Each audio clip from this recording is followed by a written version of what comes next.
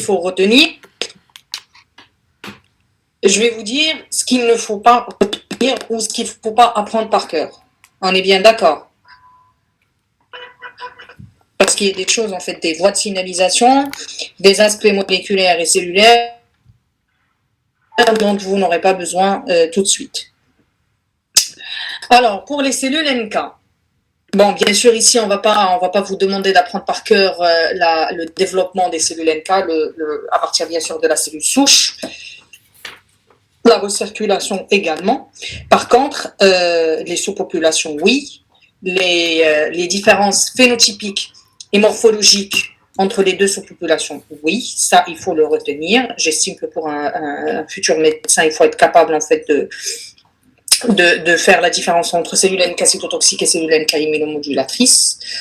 Les antigènes, ça c'est la même chose. Les NK utérines, bien sûr, on ne va pas rentrer dans les détails des NK utérines et la différence entre NK utérine et NK circulante, mais normalement, vous êtes censé, en fait, à travers le cours, avoir bien compris que les cellules NK utérines sont, en fait, des cellules immunomodulatrices et non pas cytotoxiques. On n'a pas besoin de cytotoxicité, en fait, lors de l'implantation et le développement embryonnaire. Alors, le missing self, c'est facile. La cellule NK, en fait, elle va, en fait, sa façon d'évaluer la cible, la cellule en face, c'est en fait regarder tout ce qui est CMH du soi et tout ce qui est ligand activateur. Et pour les ligands activateurs, c'est les ligands en fait ou les antigènes tumoraux, les molécules de stress. Bien sûr, on ne va pas vous demander d'apprendre par cœur les récepteurs activateurs et les récepteurs inhibiteurs, mais il faut en fait à votre stade être capable de répondre face à la question quels sont les types de récepteurs NK. Bien sûr, vous avez en fait 3 familles, les NCR, la superfamille des KLR et la superfamille des CLIR. Et ça, il faut être capable en fait de faire la différence entre les 3 types. Les NCR sont en fait des récepteurs uniquement activateurs. Les KLR et les KIR, vous avez en fait une partie activatrice et une partie inhibitrice. D'accord? Bon, bien sûr, la signalisation, on ne va pas rentrer dans les détails. Oui. Est-ce que c'est possible juste d'avoir le micro activé juste pour poser des questions au fur et à mesure? C'est possible? Oui, oui. Juste pour revenir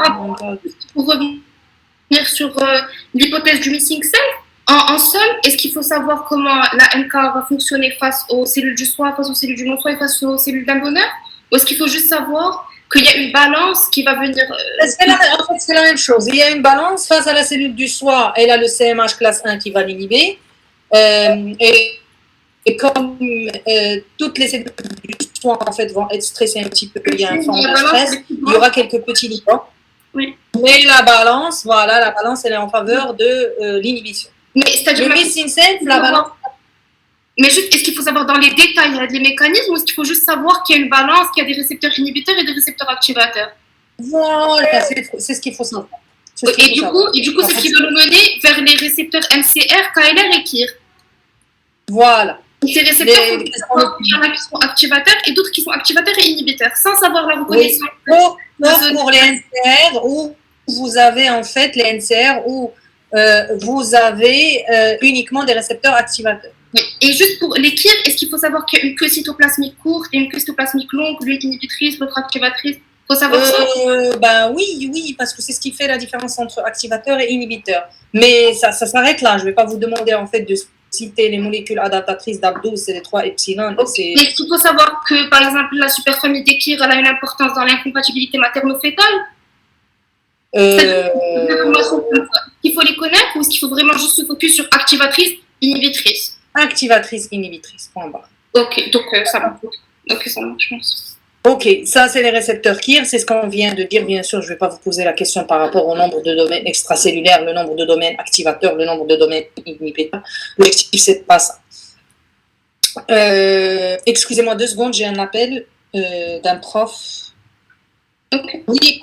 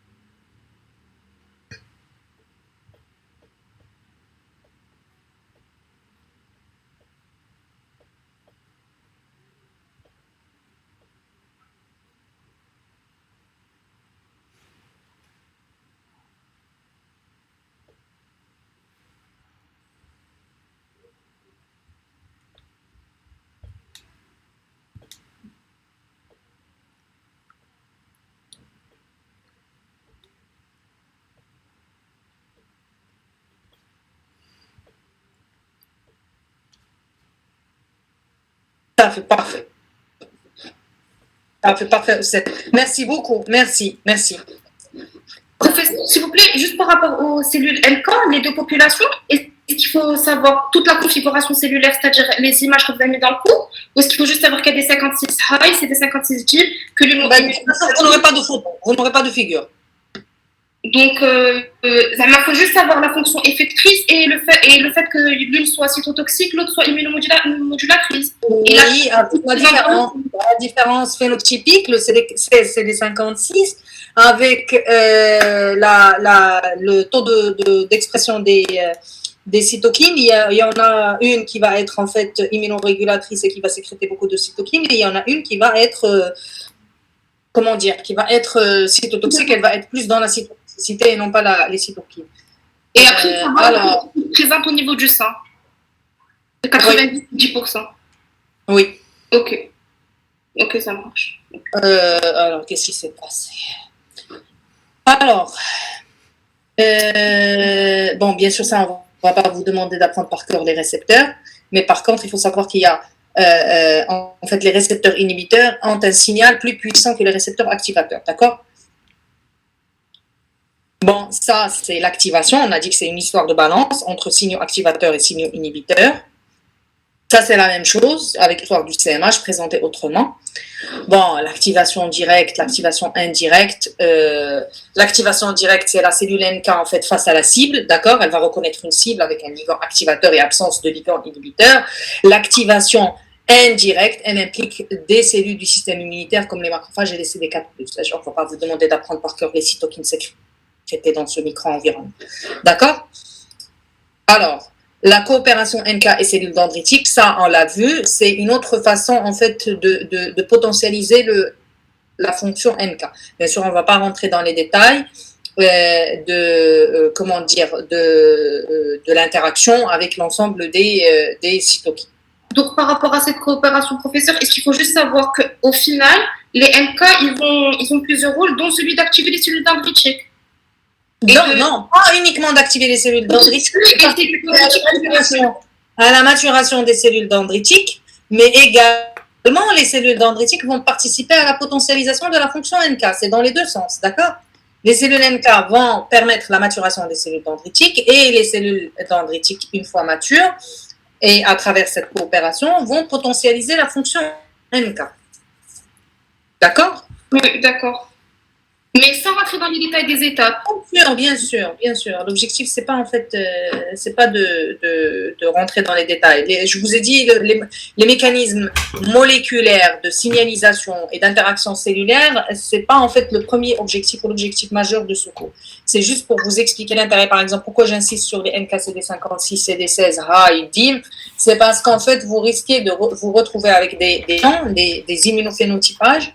Il faut être capable en fait de faire la différence entre les NK cytotoxiques et les NK immunomodulatrices, et c'est révélateur face à certaines situations pathologiques. Ok.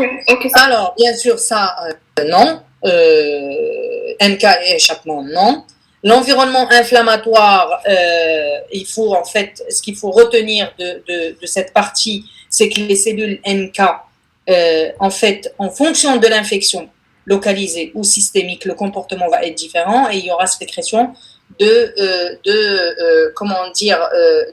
panel cytokinique différent.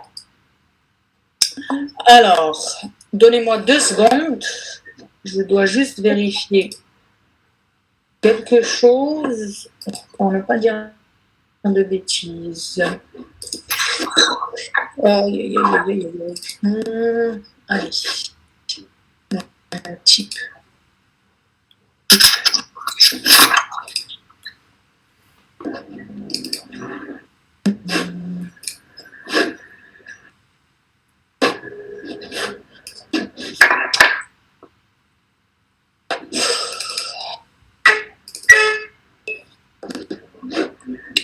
Alors, on parle des NK. Non, pas des NK.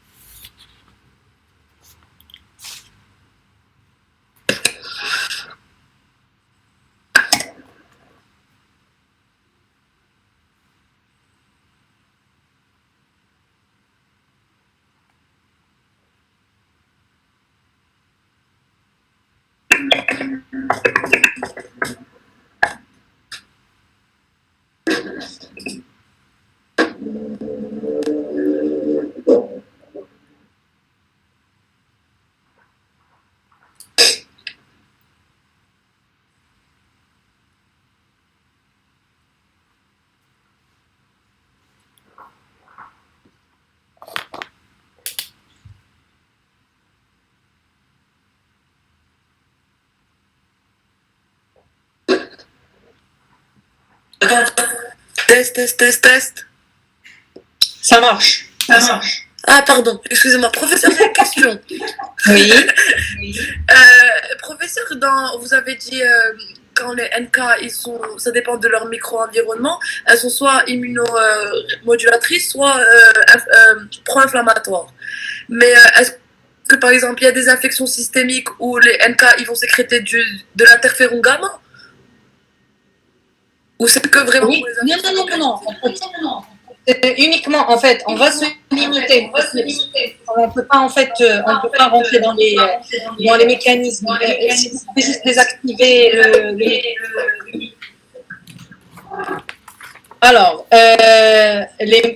l'implication des cellules NK dans l'inflammation est plus complexe que ça.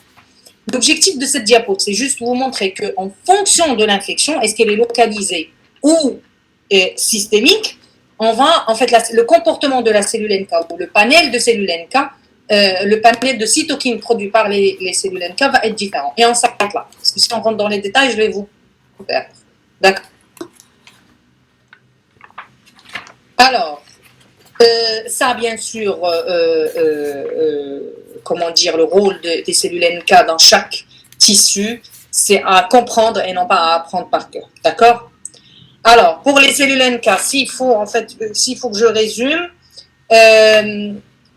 les deux populations, le pourcentage, les récepteurs, et c'est tout, en fait. Et c'est tout. Est-ce que vous avez des questions avant de passer au cours suivant?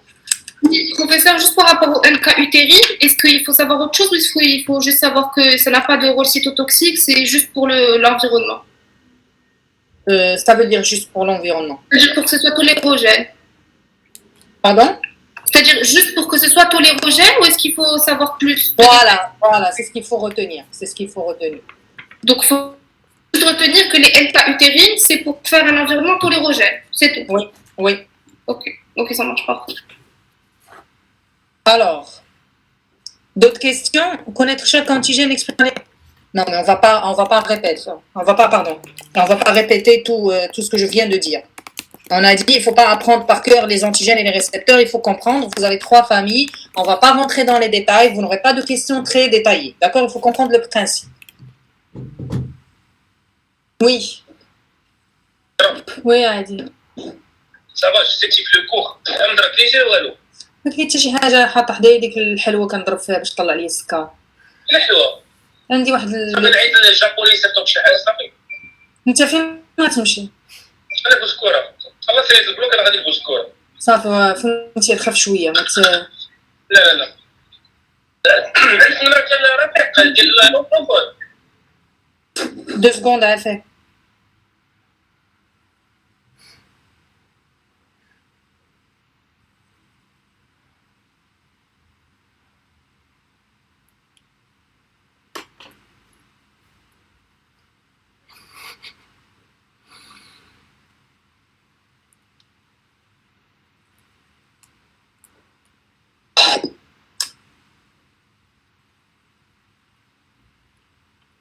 Ah ben, il faut revenir sur les... Je peux pas, en fait, je peux pas répéter le cours, d'accord? Je peux pas répéter le cours.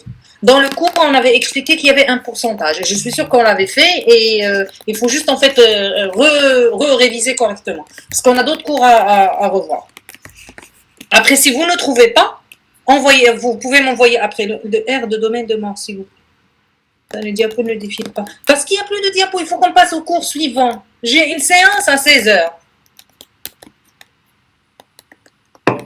Oui, on va revoir rapidement tous les cours, c'est ce que j'ai dit au début, on va revoir tous les cours pour vous dire plutôt ce qu'il ne faut pas retenir et ce il ne faut pas en fait apprendre par cœur, d'accord?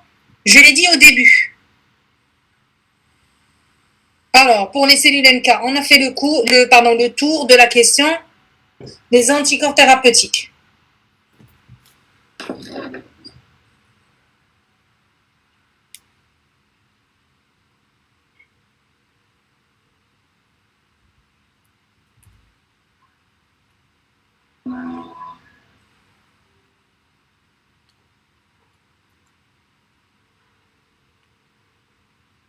Allez.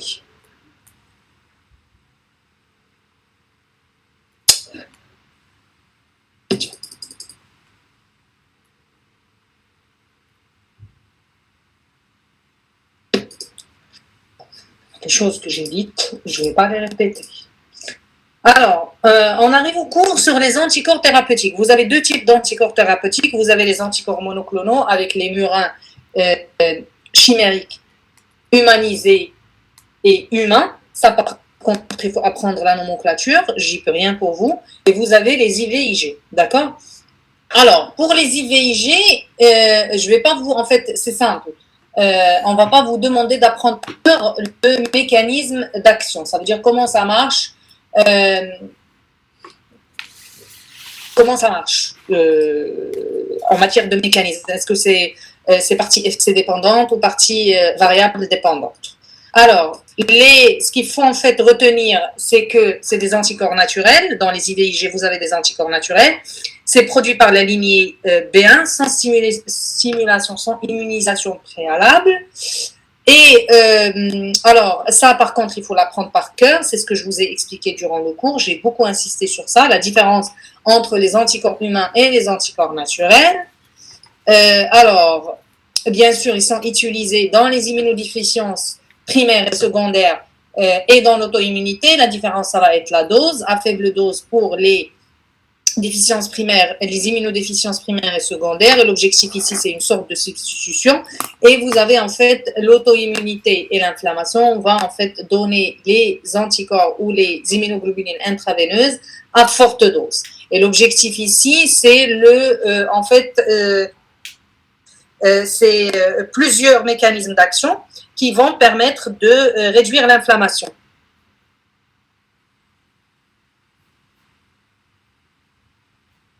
Moi, j'ai pas donné de QCM avec cette action immunomodulatrice inflammatoire fausse. Je ne sais pas qui a corrigé le QCM. Je ne sais pas dire. Alors, bien sûr, les mécanismes d'action.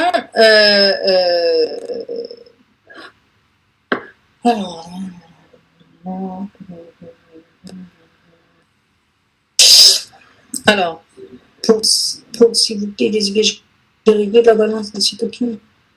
Voilà, ça va être impossible de faire la révision de tous les chapitres, de tous les cours d'At-Tariqa. Je vous ai dit de préférence parce que je sais que vous ne captez pas tout ce que je raconte durant le cours.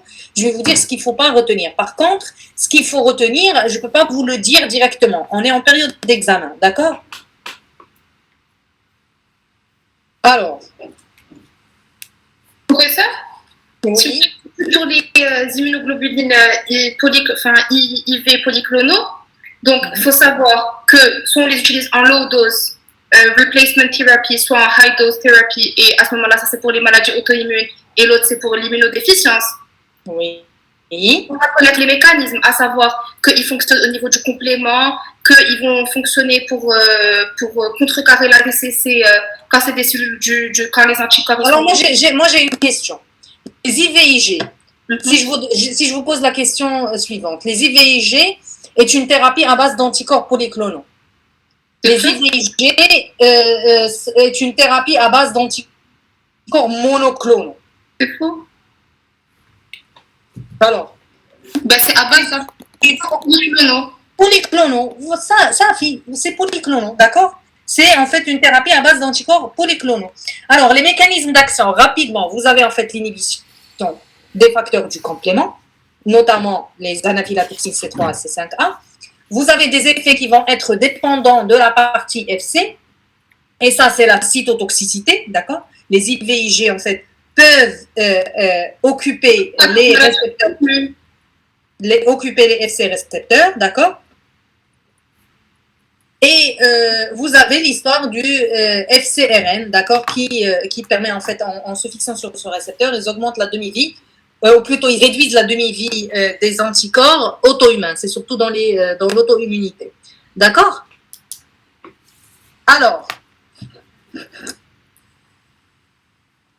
pendant des IVIG, alors, effet anti-inflammatoire, c'est une immunomodulation. L'effet anti-inflammatoire, c'est de l'immunomodulation. D'accord? Alors, je ne sais pas si on a révisé ici. En fait, on a expression. Bien sûr, ça, il ne faut pas l'apprendre par cœur. Il ne faut pas l'apprendre par cœur. Alors, si je dois résumer, excusez-moi, si je dois résumer cette partie,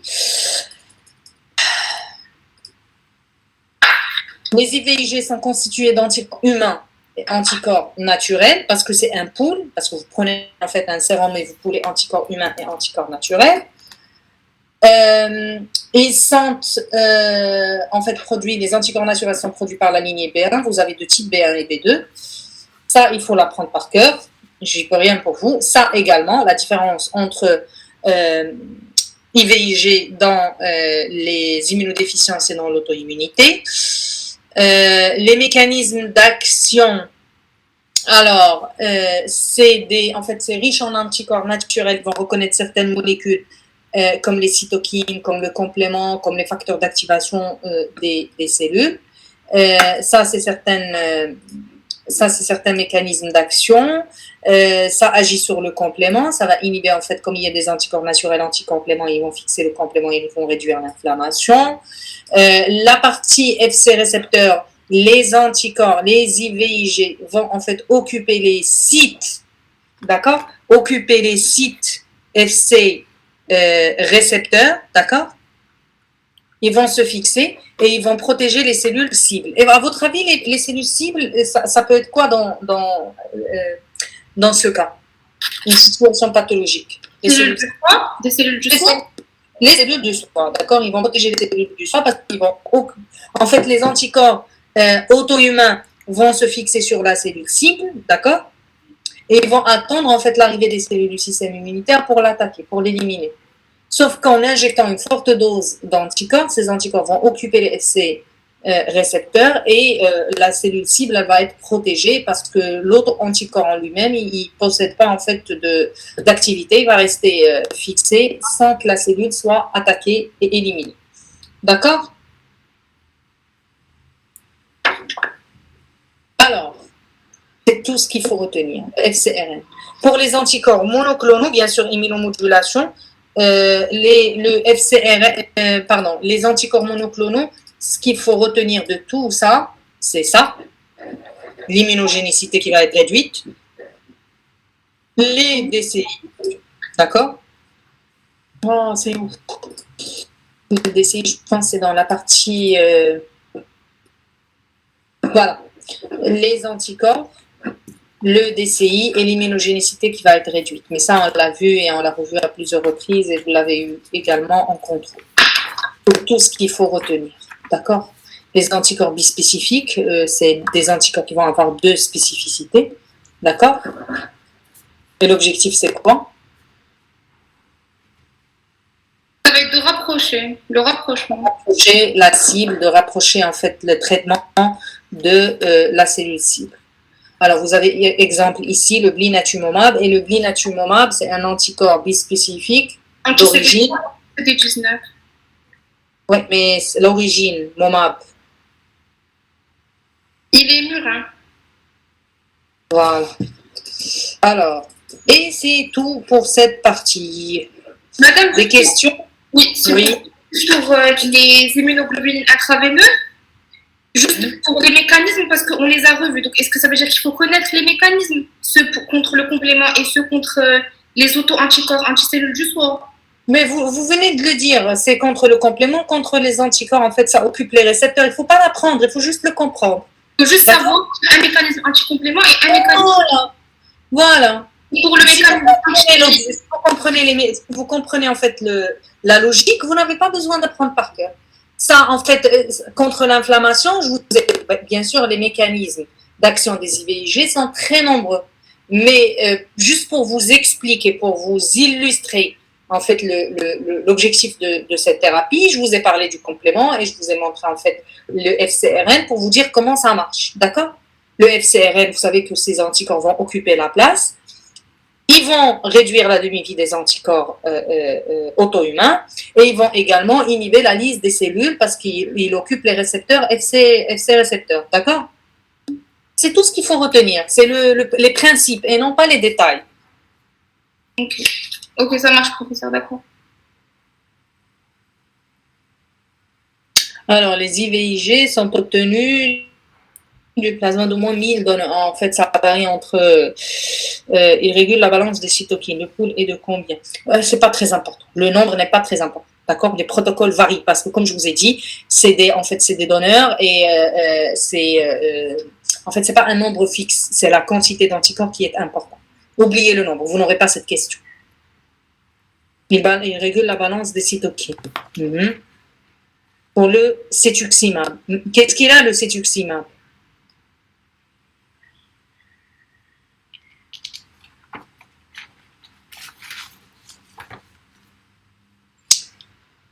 Le cetuximab, c'est un anticorps chimérique qui va en fait bloquer ou qui va prendre la place de l'EGF sur l'EGF récepteur et il va inhiber la signalisation pro-tumorale. C'est tout. C'est tout ce qu'il faut retenir. Je vous ai dit la signalisation intracellulaire. L'objectif du cours, c'est pas un cours de signalisation. Je vais pas vous poser la question par rapport à la signalisation. Non. Je vous ai dit, pour les anticorps monoclonaux, il faut retenir la nomenclature, il faut retenir les DCI, d'accord? Momab, Ximab, Mumab et Umab, d'accord?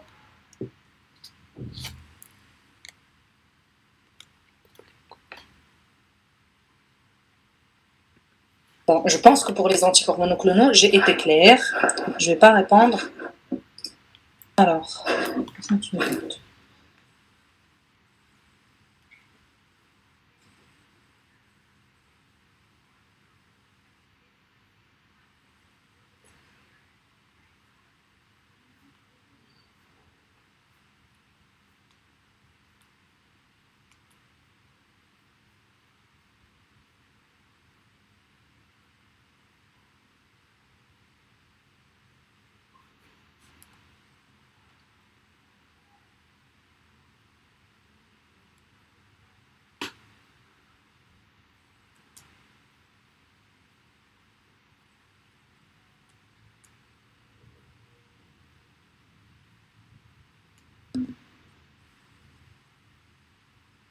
Alors, le complément.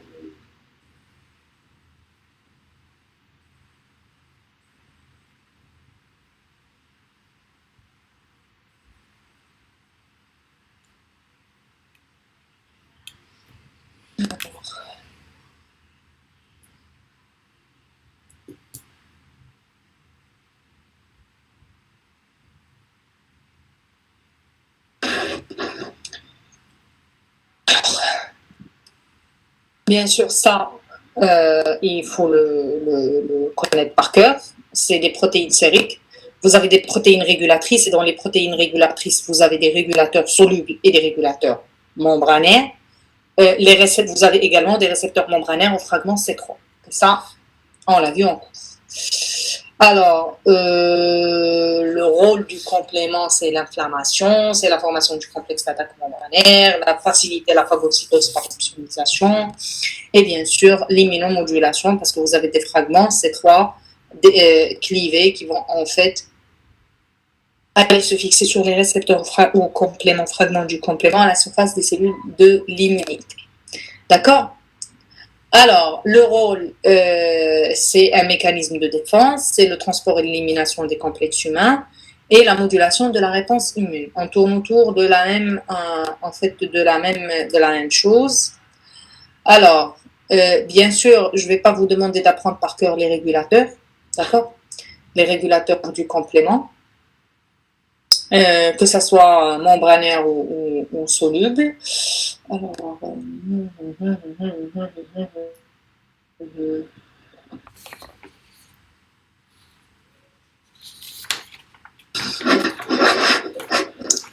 Alors,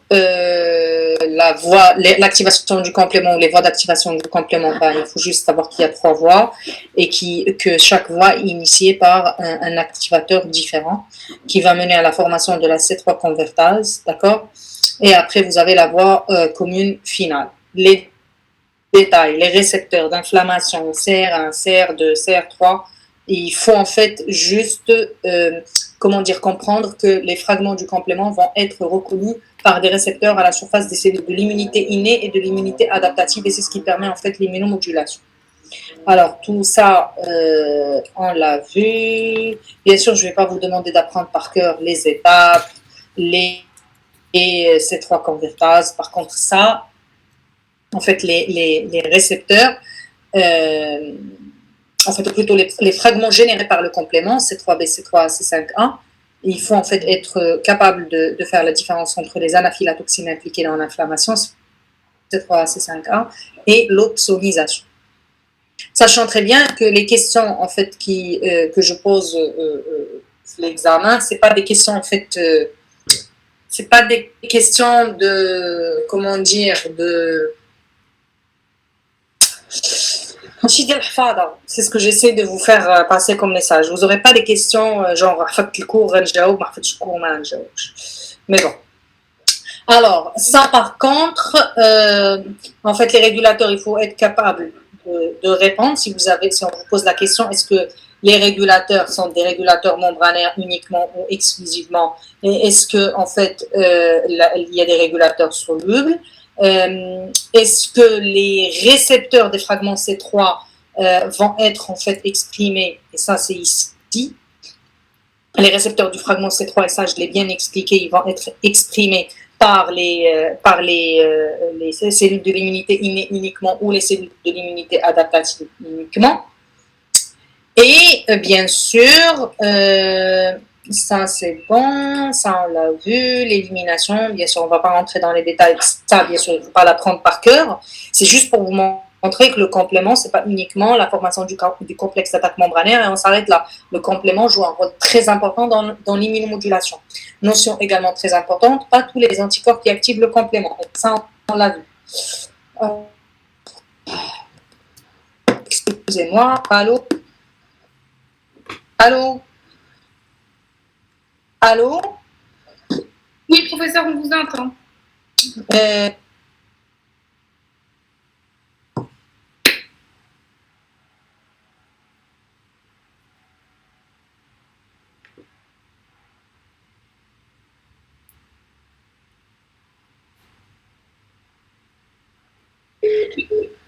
Excusez-moi, j'ai une journée très perturbée aujourd'hui, je suis vraiment désolée.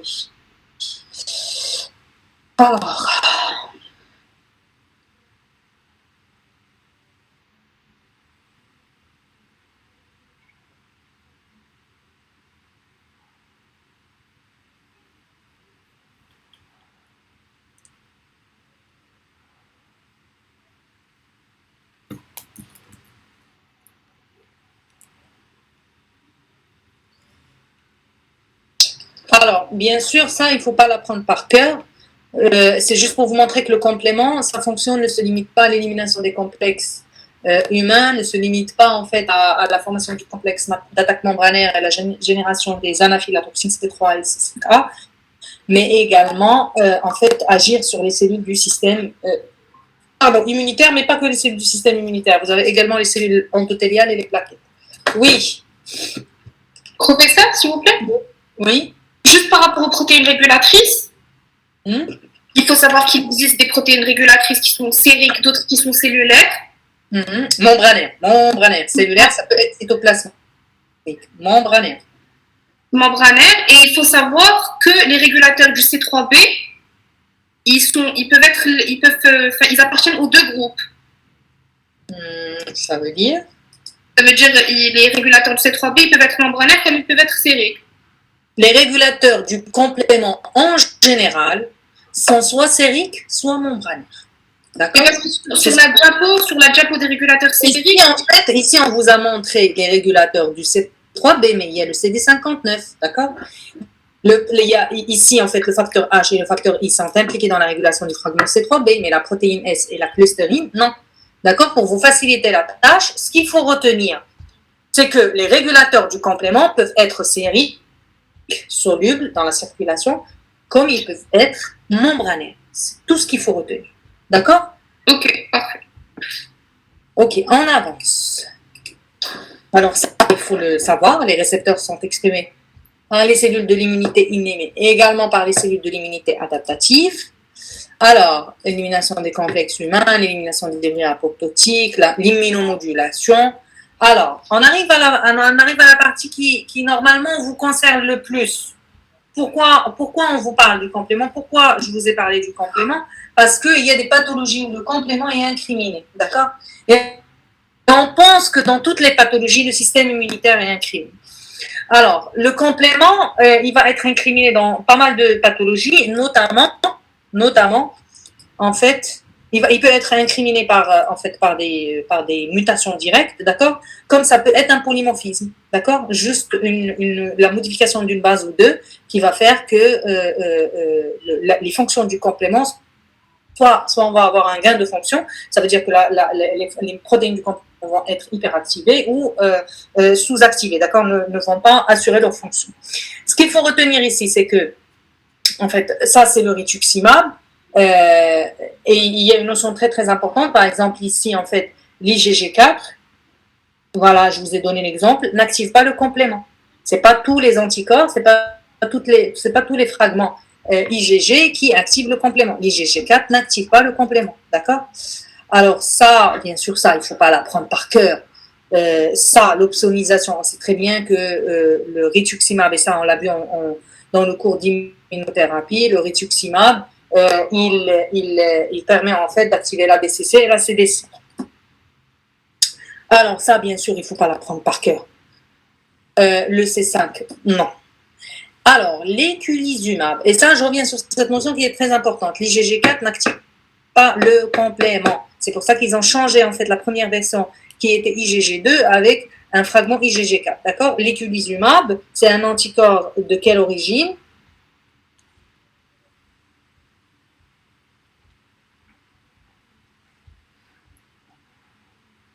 Bravo. Sa fonction, c'est quoi?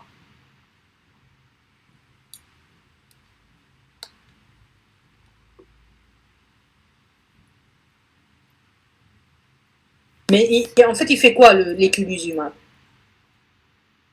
C'est un anti-C5 qui se fixe. Et sa fixation, elle fait quoi? Sa fonction, en fait, en matière de thérapie. Ça va permettre de bloquer le complément. Bloquer tout le complément. C'est-à-dire qu'on va avoir tout ce qu'il y a avant. Ah, il va bloquer quoi exactement? Il prend le C5. Du complexe d'attaque membranaire. Il va bloquer la formation du complexe d'attaque membranaire, mais quand il prend C5, il va, en fait, c'est ce que je vous ai expliqué, je pense, ici.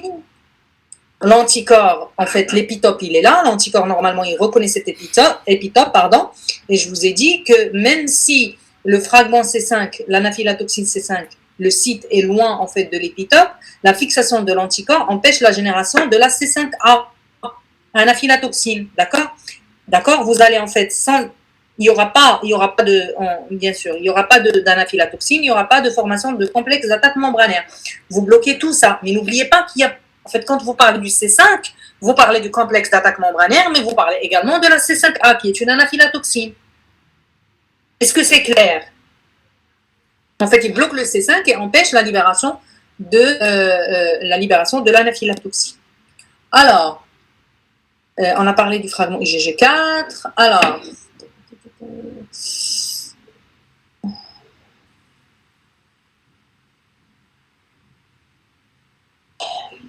ça, il faut le maîtriser. Quel est le problème du complément dans le cadre de l'HPN? C'est un déficit d'expression des molécules GPI ancrées, d'accord? Ça, il faut le reprendre quoi?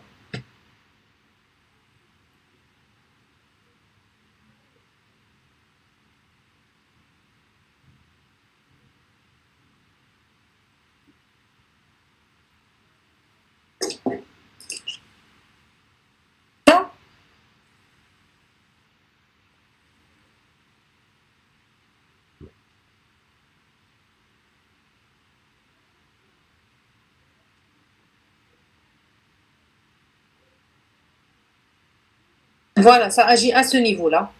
Ça inhibe en fait, ça prend en charge le C5 et ça bloque en fait le clivage pour la formation de la C5A qui est une anaphylatoxine. Et bien sûr, il n'y aura pas de formation de CAM parce qu'il n'y aura pas de clivage. D'accord? Quand il n'y a pas de clivage, le C5b ne peut pas s'associer avec la C3 convertase pour former en fait pour en fait compléter ou plutôt initier la voie commune finale.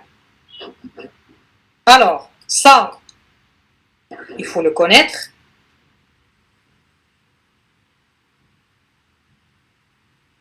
C'est un déficit d'expression des molécules GPI ancrées. D'accord? À votre avis, est-ce qu'on a une activation ou une inhibition une suractivation ou une inhibition du complément?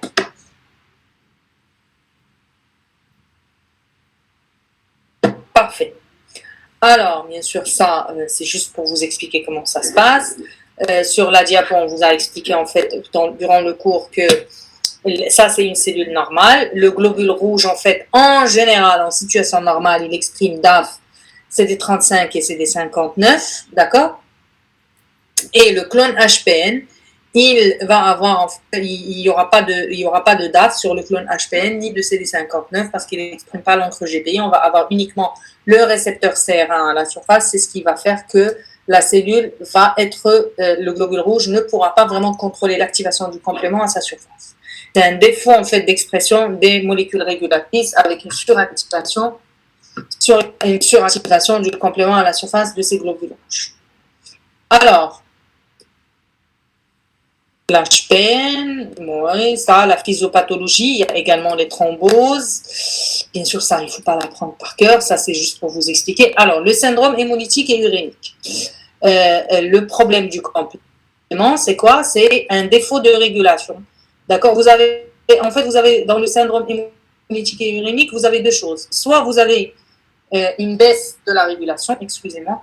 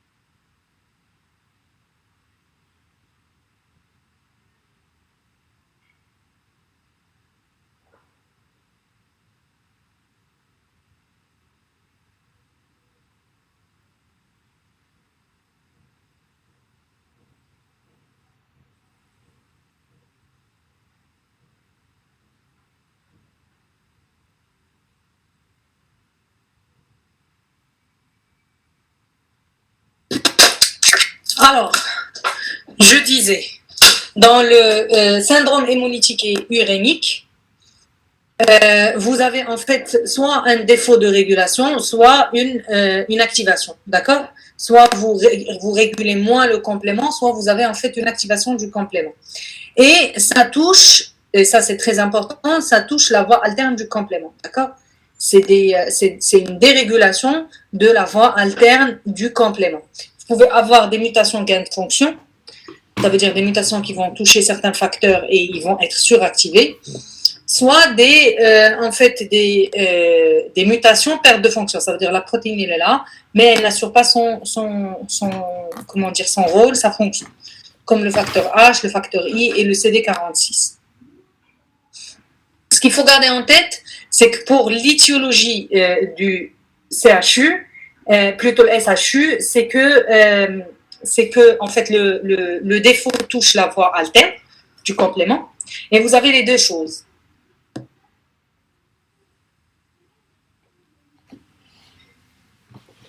L'étiologie microbienne, honnêtement, je ne sais pas, d'accord?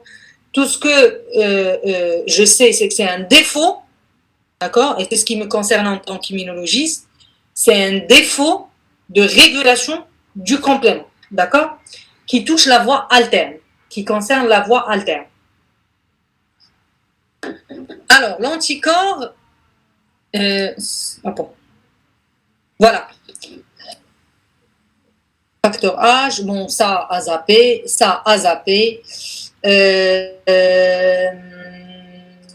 si je dois résumer, c'est, je dirais, il faut maîtriser ça, d'accord? Le clone HPN.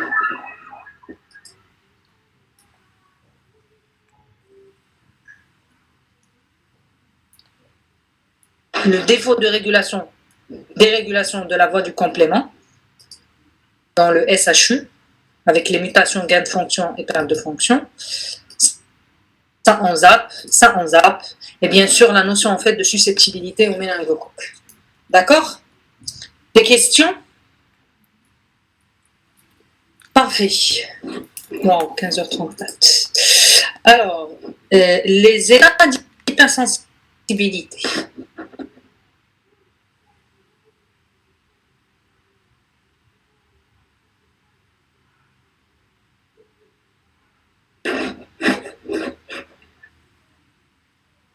En prévalence, en augmentation, la terminologie, la classification, bien sûr la classification, il faut la maîtriser. Classification de Coombs, avec type 1, 2, 3, 4. C'est la différence entre la classification de Coombs et la nouvelle.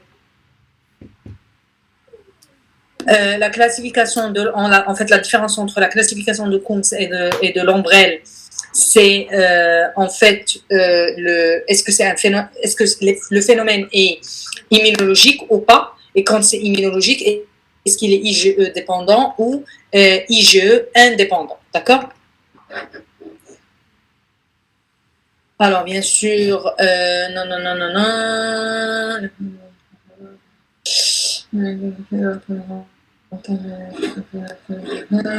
alors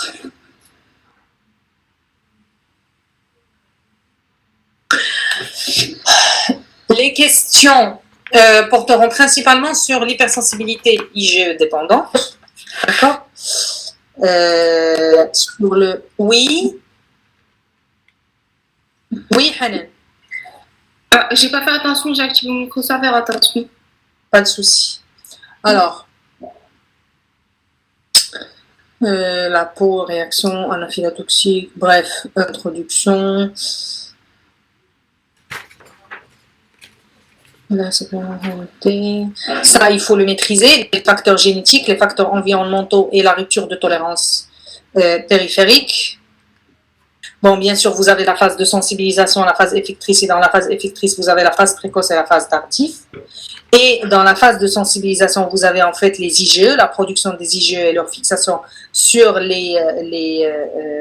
sur les mastocytes, avec le récepteur FC epsilon 1. Ça, c'est la physiopathologie. Bon, ça, il ne faut pas l'apprendre par cœur. C'est une imbalance. Vous avez en fait une pathologie de type TH2. TH1, c'est la cytotoxicité. Alors, Vous pouvez faire, s'il vous plaît? oui. Juste au niveau de la classification de gel et Klumps, est-ce qu'il faut retenir chaque type, le type 1, le type 2, le type 3, genre le mode de fonctionnement, est-ce qu'il Il faut juste comprendre la différence entre les trois, entre les quatre. Ce qui nous intéresse le plus, c'est les IgE, d'accord? L'hypersensibilité de type 1. Donc, le type 1. Le type 1. Mais les autres, il faut en fait il faut les maîtriser. Par exemple, le type 4, il y a plusieurs. Il y a le TH1, TH2, cytotoxique, TH17. Est-ce qu'il faut connaître le mécanisme de chacune? Non.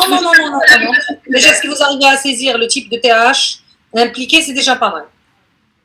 Et il faut savoir que c'est la médiation cellulaire, c'est tout. Oui. Sans connaître le mécanisme. Dans les détails, non. Et pour le type 1, est-ce qu'il faut juste savoir qu'elle est rapide, que c'est avec l'antigène soluble, que c'est c'est tout ce qu'on a. Le type 1, c'est tout ce qu'on est en train de voir maintenant. D'accord? Type 1, c'est la sensibilité de l'ombrelle, dans la classification de l'ombrelle aussi. Pardon?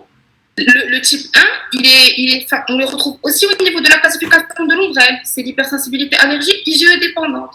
Oui, IgE dépendant. Tout ce qui est IgE dépendant. D'accord? Ok, ça marche. Donc madame, ça veut dire que la type 1, au niveau de la classification de gel et Klumps, elle correspond à l'hypersensibilité allergique IgE dépendante de la classification de l'ombrelle. Oui. Ok, ça marche. Alors, pour le TH2, pourquoi on a une hypersensibilité? Mais c'est ce que je vous ai dit au tout début, en fait, on ne peut pas refaire le cours. Je ne pourrais pas refaire le cours. C'est impossible. D'accord? Le TH1 et le TH2 sont toutes les deux pro- et anti-inflammatoires. Ça dépend de la situation. Non, mais là vraiment, là, vous me posez des questions déjà du niveau deuxième année. Et de deux, c'est pas le moment de poser ce genre de questions. Parce que si vous me posez cette question, ça veut dire que c'est mal barré pour l'examen. Alors, je vais essayer de répondre quand même, de finir ce que j'ai commencé. J'essaie juste de cerner la question pour ne pas, en fait, trop vous charger avec les diapos. Ok. Alors, on a dit l'hypersensibilité IgE dépendante, d'accord, avec la production des IgE. Tout ça, on l'a vu. Alors, l'implication des TH2, vous avez la phase de sensibilisation, la phase effectrice. Dans la phase de sensibilisation, vous avez la production des IgE et la fixation sur les récepteurs FC epsilon 1. Dans la phase effectrice, vous avez la phase précoce et la phase tardive. C'est tout ce qu'il faut retenir. C'est une pathologie type TH2 parce que vous avez la sécrétion de cytokines et la sécrétion surtout de la production des IgE. Alors, comment ça se passe? Vous avez les antigènes, vous avez en fait l'activation du lymphocyte T qui va activer le lymphocyte B, la production des anticorps de type IgE qui vont se fixer sur les mastocytes et ils vont en fait rester là. Lors d'une deuxième exposition, l'antigène en fait va permettre le pontage, l'activation du mastocyte et la dégranulation. Alors,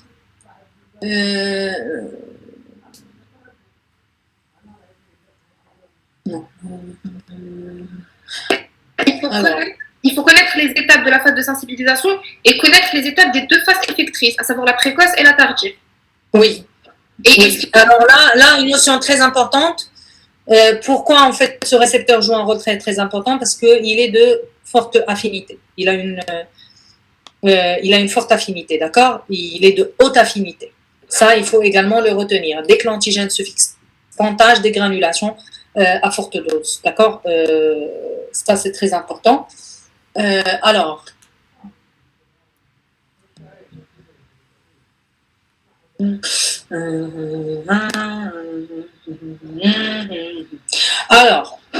et ça, en fait, cette dégranulation va permettre de libérer des molécules, notamment des cytokines, mais également histamine, leucotriène, prostaglandine, qui vont permettre, en fait, qui vont être impliquées dans tout ce qui est, en fait, vasodilatation, construction des muscles lisses, bref, toute la partie clinique. Ça, il ne faut pas l'apprendre par cœur, d'accord? Dans la phase précoce, bien sûr, vous avez en fait les premières cellules qui vont être impliquées, mais ça également, il ne faut pas l'apprendre par cœur. Je vais être simple, même si j'ai pas le droit de faire ça. Ça non plus. D'accord. Alors, les allergènes, il faut connaître les 4 groupes. Allergènes, il faut savoir qu'il y a des allergènes majeurs et des allergènes mineurs. Et on arrête là. La structure de l'IgE, 4 domaines CH, c'est tout. Par contre, fonction biologique, c'est en fait l'expression du récepteur à la surface, surtout des mastocytes. Dans le sang, c'est plutôt les basophiles qui expriment le récepteur et qui fixent les IgE. En situation normale, c'est impliqué dans la réponse antiparasitaire. En situation pathologique, c'est l'allergie. Alors, ça, c'est en fait une figure qui reprend comment dire, la partie comment dire, effectrice. Vous avez le récepteur de forte affinité Fc-epsilon-R1 qui est exprimé à la surface des mastocytes, mais également des basophiles. On a dit les mastocytes dans les tissus, les basophiles dans le sang. Bien sûr, rôle important dans l'hypersensibilité immédiate.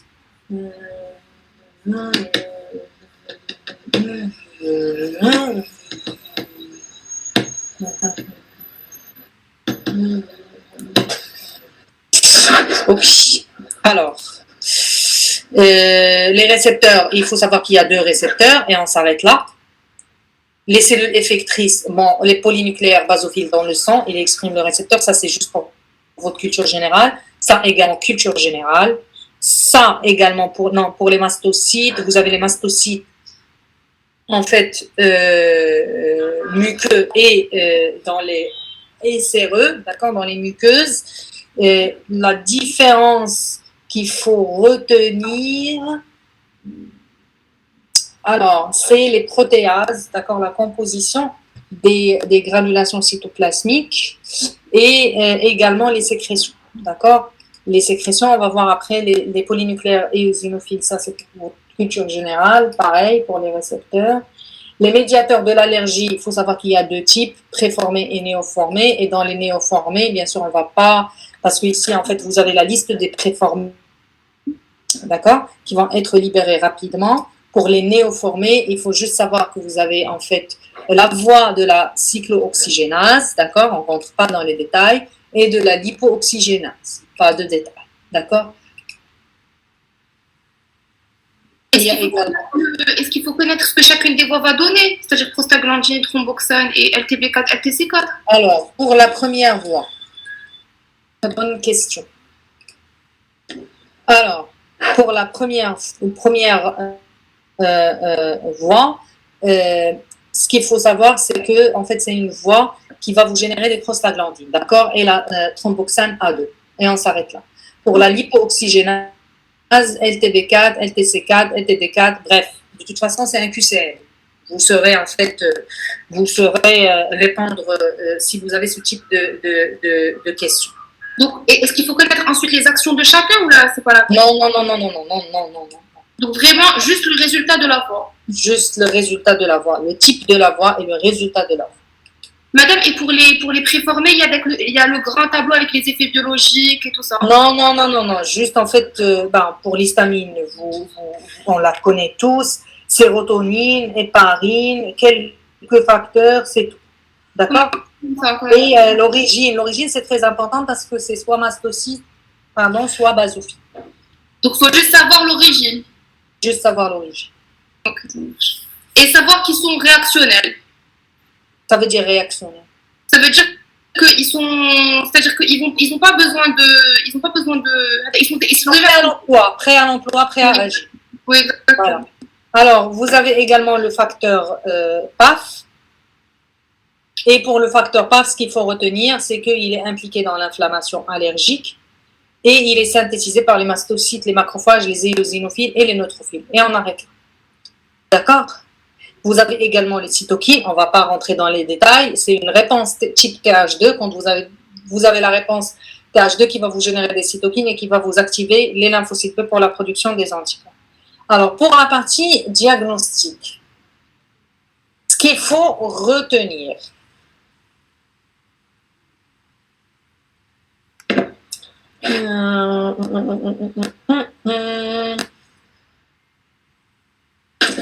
Alors, ce qu'il faut retenir de la partie diagnostic. Alors, bien sûr, l'anamnèse, on n'a pas traité. Il y a les tests cutanés classiques, d'accord? En fait, pour déterminer l'agent causal dans certains cas.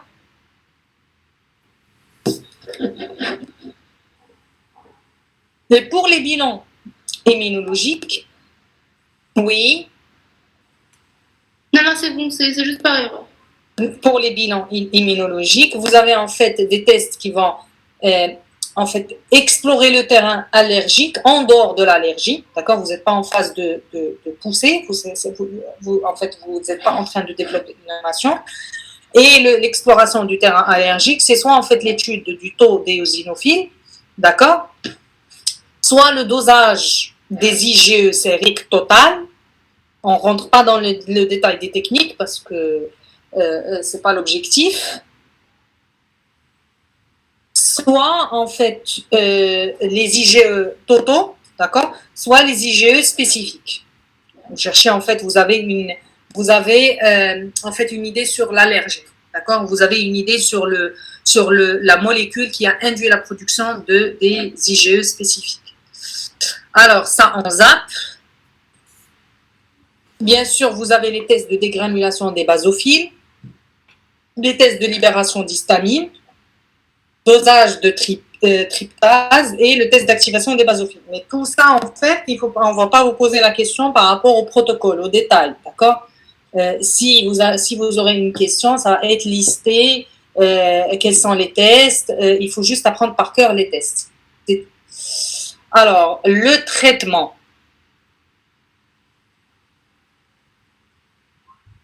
Alors, le traitement, ce qui m'intéresse le plus, c'est la désensibilisation, d'accord? Le mode d'action de la désensibilisation. Comment ça marche? Parce que vous avez en fait l'activation, entre autres, et je ne vais pas répéter le cours, vous avez surtout une réponse qui va être de type Treg avec l'IL-10, TGF-bêta et qui va agir sur les autres cellules du système immunitaire.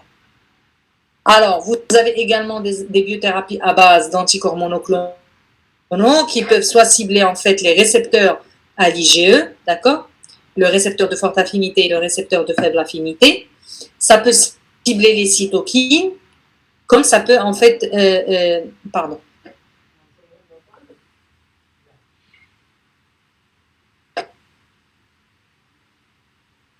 comme ça peut être des molécules qui vont inhiber la sécrétion des cytokines, ça veut dire qu'ils vont inhiber la sécrétion des cytokines.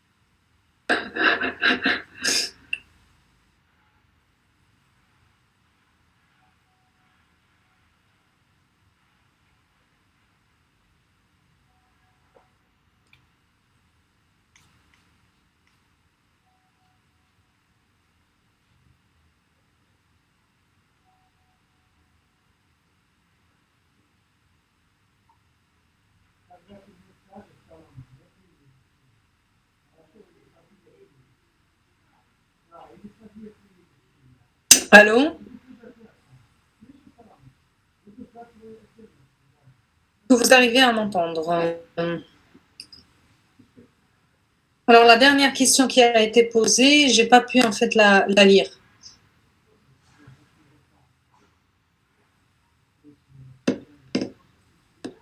Est-ce que vous pouvez reposer la dernière question? Professeur, s'il vous plaît, Hmm.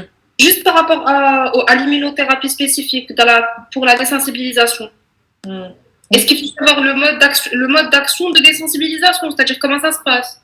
Regarde le principe. En fait, vous allez induire une immunorégulation ou une immunomodulation négative avec la génération des Treg et des cytokines immunomodulatrices. Ok, ça marche. Et pour les biothérapies, Qu'est-ce qu'elles ont? est-ce qu'il faut savoir le principe? Est-ce qu'il faut juste savoir que c'est à base d'anticorps monoclonaux? Les biothérapies, vous avez en fait les anticorps monoclonaux. Vous avez la désensibilisation comme traitement. Vous avez les anticorps monoclonaux et les anticorps monoclonaux, ça peut être antirécepteurs à l'IgE de faible affinité mais également de forte affinité. Ça peut être des anticorps monoclonaux qui vont cibler les cytokines, d'accord, type TH2, comme ça peut être en fait des molécules qui vont inhiber, en fait, soit vous inhibez la sécrétion de la cytokine, soit vous inhibez la cytokine après sa sécrétion. D'accord? Vous avez deux façons d'agir. Soit vous agissez sur la production déjà à la base, le lymphocyte TH2 il va être bloqué, il ne va pas libérer ses cytokines. Soit après libération, vous allez agir avec des anticorps monoclonaux qui vont bloquer ces cytokines. Ok, ça marche beaucoup. Les récepteurs, de toute façon, vous êtes obligé de les connaître. Faible dose, forte dose. C'est epsilon R1 et le CD23. Alors, immunologie des tumeurs, parce qu'on n'a plus le temps. Ça, en ZAP, ça, bien sûr, c'est juste pour vous expliquer. Analyse de corps immunodéficient, ça, c'est un cas pratique. L'échappement. L'échappement, ça peut venir de la des cellules immunitaires. Vous avez des cellules immunitaires qui participent à l'échappement. Le micro-environnement, d'accord, immunitaire, notamment par l'expression du PDL. Connexion, alors, vous arrivez toujours à m'entendre? Allô, allô?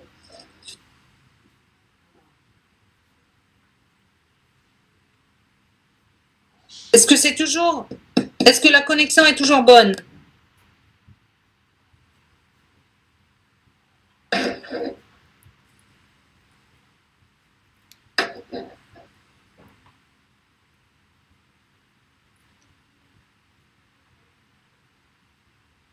Allô?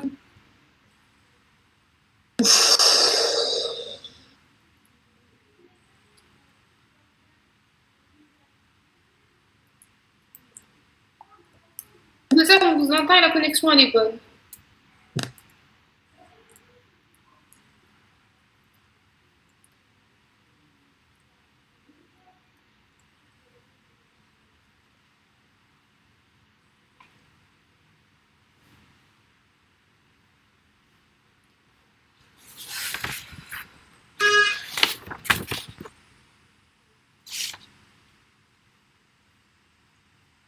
Enfin.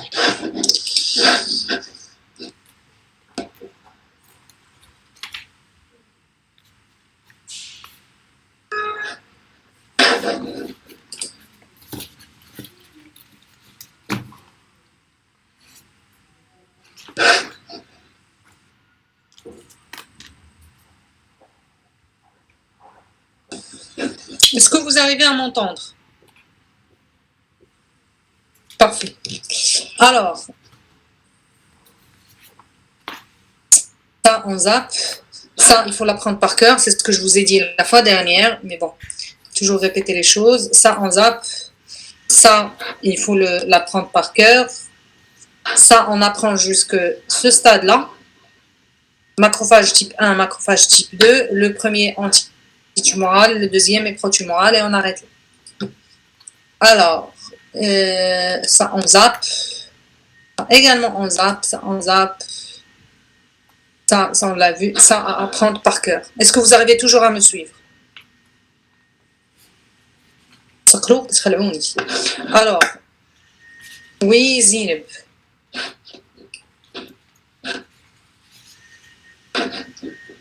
Ça à apprendre par cœur.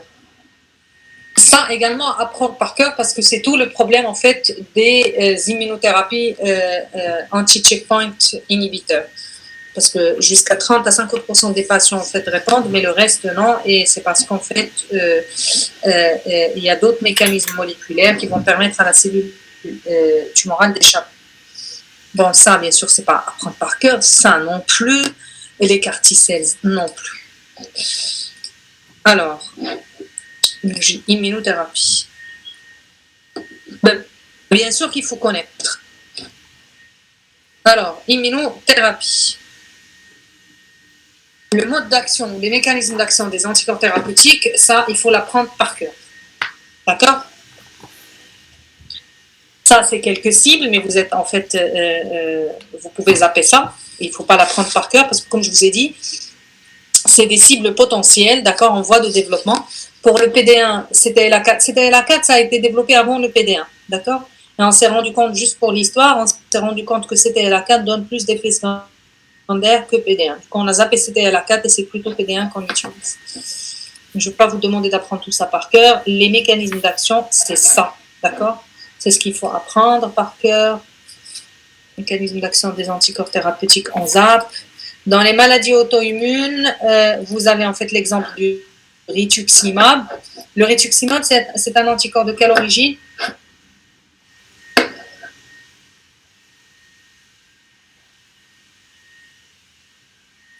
Parfait. Alors, ça induit la DCC. Si je vous pose la question, le rituximab induit la DCC, induit la CDC parce qu'il active le complément. Et ça peut également induire une apoptose spontanée. C'est tout ce qu'il faut retenir. D'accord? Et c'est aussi simple que ça. Dans l'auto-immunité, les thérapies que vous pouvez utiliser, c'est le blocage des cytokines. Il faut retenir juste les principes. Le blocage des cytokines. Vous avez l'IL-6, mais ça, en fait, on l'a appris tous par cœur durant la période de la Covid. L'IL-1, d'accord? Et l'anti-TNF, le blocage des cytokines. Vous avez également le rituximab qui va en fait vous bloquer les lymphocytes B, qui va induire la DCC ou la CDC et ou l'apoptose spontanée. Et vous avez les anticorps qui vont cibler les lymphocytes CD3. Alors, comment on peut cibler, à votre avis, les lymphocytes par des anticorps monoclonaux? Les lymphocytes, bien sûr, T. Je parle des lymphocytes T.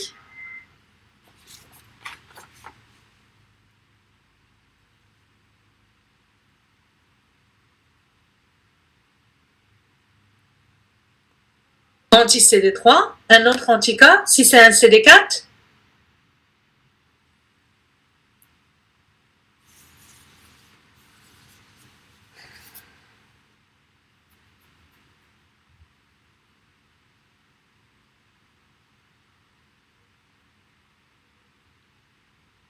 Parfait. Alors,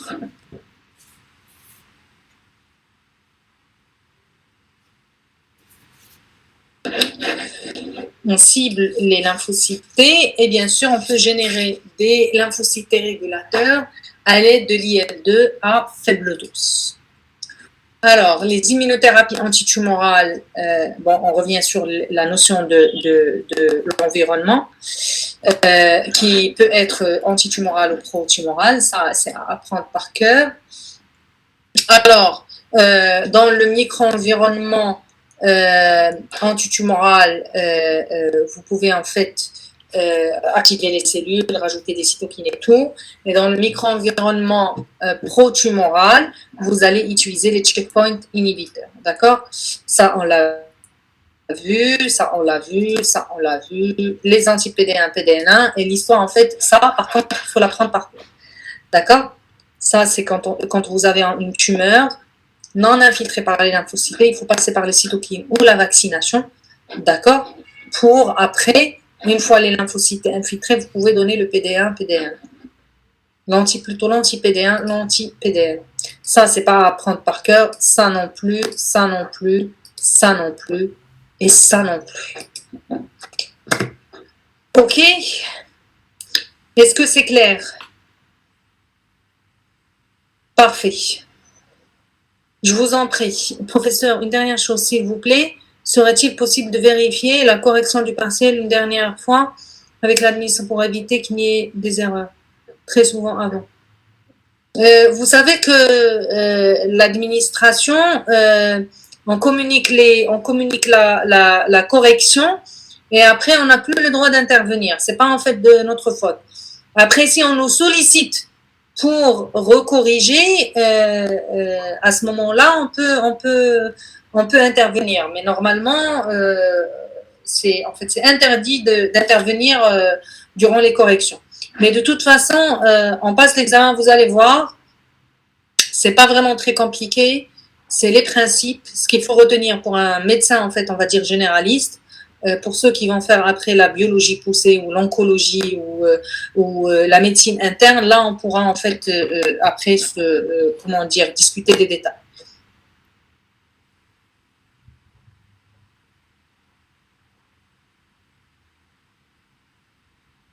Alors, c'est simple, la vaccination, c'est pour stimuler les lymphocytes, des nouveaux lymphocytes, pour infiltrer la tumeur, c'est tout. D'accord? Les lymphocytes, parce que les tumeurs non infiltrées, si vous rajoutez le PD1, PDL1, ça ne va rien faire. La tumeur, à la base, n'est pas infiltrée. Vous allez vacciner, le système immunitaire va être stimulé, et il va, en fait, parce que vous vaccinez avec la tumeur, vous injectez des antigènes tumoraux. Les lymphocytes vont migrer vers la tumeur, ils vont l'infiltrer, avec des antigènes. Là, c'est le cours. Là, il faut revenir sur le cours. Mais rapidement, vous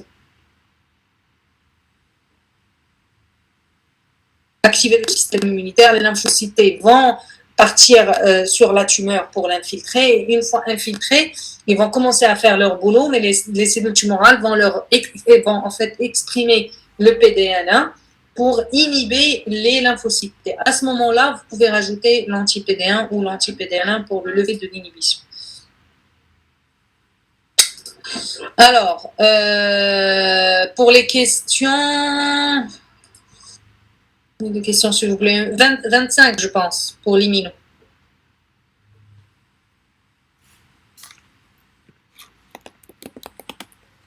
Et on arrête les questions politiques, s'il vous plaît. Alors, je vous libère. Si vous avez d'autres questions dans votre... Alors, si vous avez d'autres questions, envoyez-moi un email. Je vais essayer de répondre au maximum parce qu'on a tous les examens en même temps et j'ai également d'autres partiels. Bon courage. Pas de soucis.